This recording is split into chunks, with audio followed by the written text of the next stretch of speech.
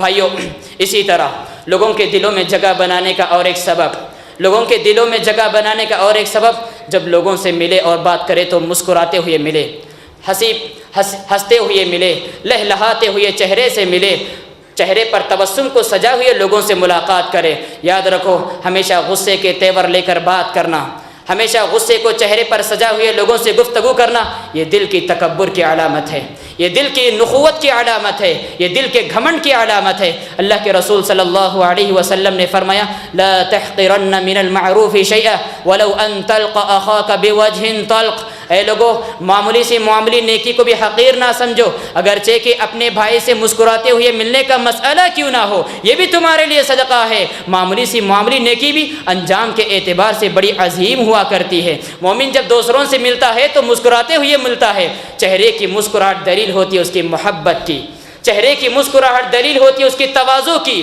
چہرے کی مسکراہٹ دلیل ہوتی ہے اس کے اعلیٰ اخلاق کی، چہرے کی محبت، چہرے کی مسکراہٹ دلیل ہوتی ہے اس کے بلند کردار کی۔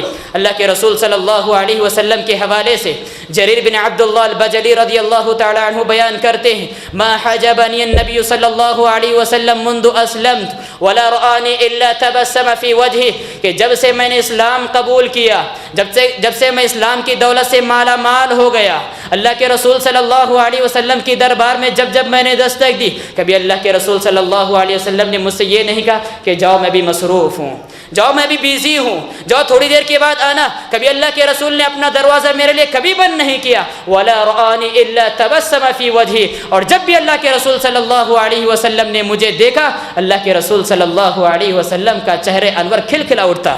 اللہ کے رسول صلی اللہ علیہ وسلم جب بھی مجھے دیکھتے تھے مسکرایا کرتے تھے۔ تو بھائیوں، لوگوں سے جب ملاقاتیں کریں تو مسکراتے ہوئے ملنا چاہیے۔